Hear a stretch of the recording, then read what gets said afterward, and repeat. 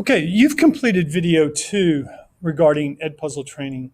This is video 3, and we're going to move on and we're going to start discussing my content. And this is where you put the videos that you've modified, that you've worked with here in Edpuzzle. So I'm going to go up here. You can see where my pointer is. I'm going to click on my content, and you can see I have a lot of videos.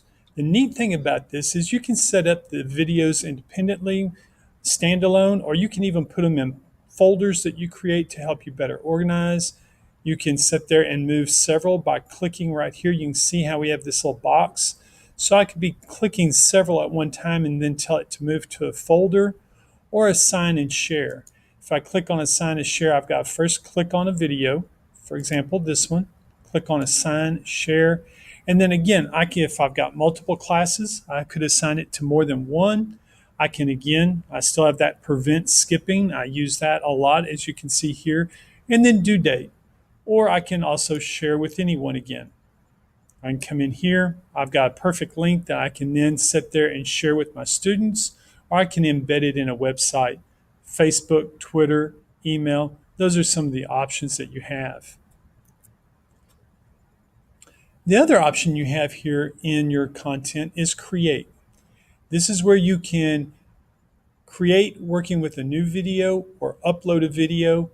You can work with students' project or create a new folder. I like to use upload video. With the upload video, I'm able to take an address that I have found on YouTube and just paste it, and then I'm there.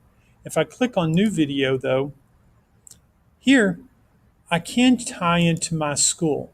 And this is where you might find some staff that have already done something that's related to what you're doing.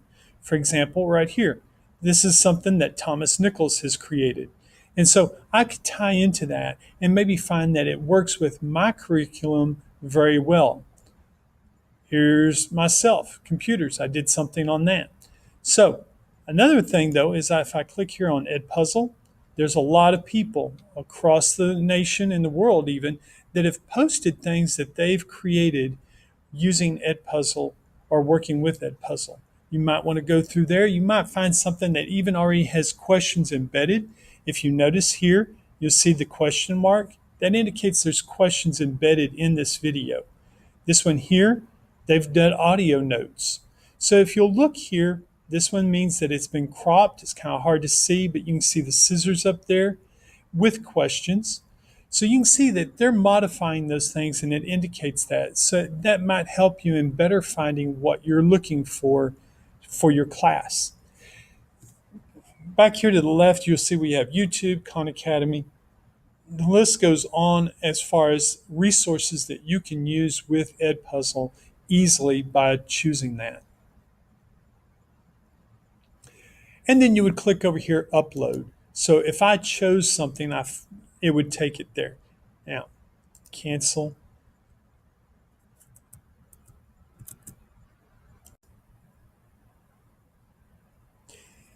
Now, when I click upload, it's asking for what my video is, and it warns me that I have a 1 gigabyte maximum. So you really don't want things that are like 3 hours long. It'll really be hard to get it in there, but you could maybe crop it with maybe using WeVideo or something else and break it into smaller sections. The second thing is, as you've learned from blended learning and flipped classroom, is you want to keep these videos short. You want to make it where it's no more than 1 minute for the age of the students. Often, I may have a 12-year-old in the class, and it's hard to keep them focused for more than 6-7 minutes. So I try not to let my videos get too long without changing it up or having a lot of different activities in there. So I'm going to first choose files, and I'm going to change that. We're going to try a different approach here. I'm going to cancel. And then right up here, I'm going to paste the website or link that I'm looking for, and then I'm going to hit enter. Now, this is a video that I've created for my students' parents. With my parent letter that I'm sending with the students, I've included a link to this video so that I can talk to the parents and explain to them what we're doing, especially when I'm trying to get the parents to understand flipped classrooms and blended learning and that type terminology. And so I've got that in here.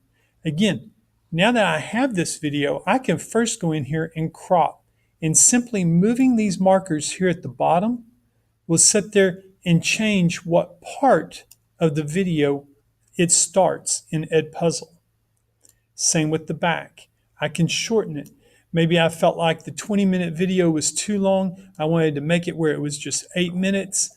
I could cut it up and then give my students just that 8 minutes and then move back and add another clip later on. Now, second part is audio track. I'm going to click on that. The neat thing about audio track is it's going to replace the audio in that video.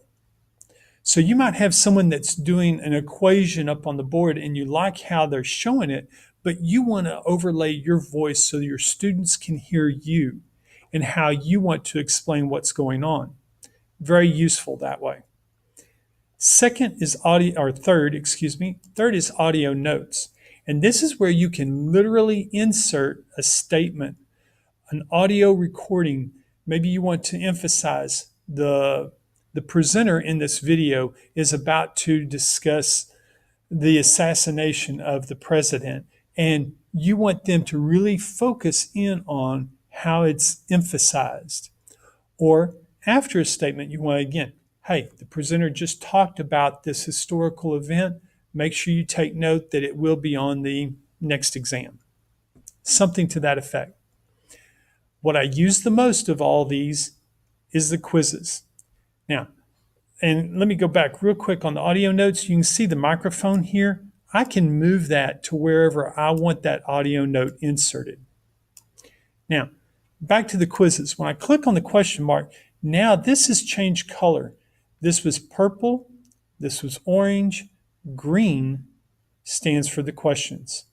And right now, it's having a hard time pulling up the video. That can be very annoying. I'm going to hit play and then pause. I can sit there and move this questions anywhere in the video I want. But when I click on that question mark, now I have some options here. This is where I can insert. Right now, I have open-ended question. I always like to emphasize to my students that they must answer open-ended questions with complete sentences. Second, multiple choice. You can see how it's already starting to give me the multiple answers. And then comment.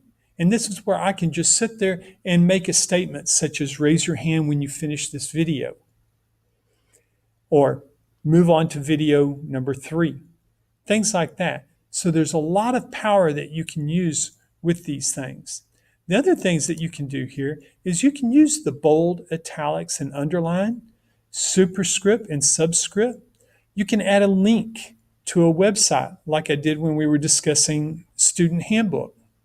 I can even put in an image or a picture, but I can also insert equations.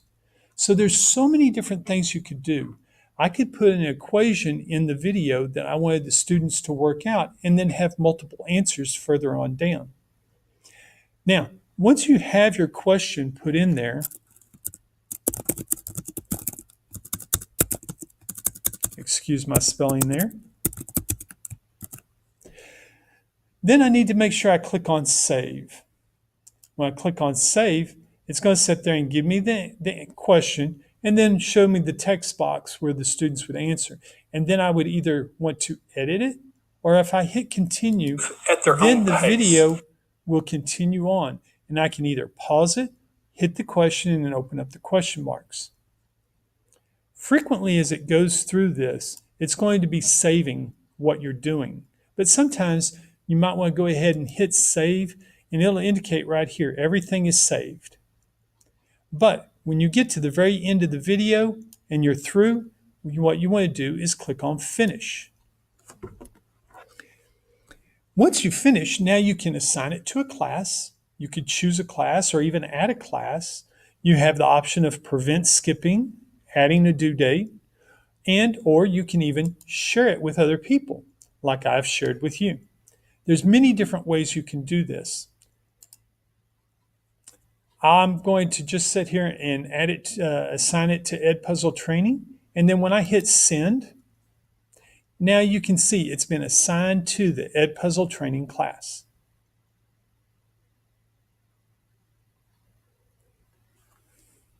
This completes lesson 3 regarding the Edpuzzle training.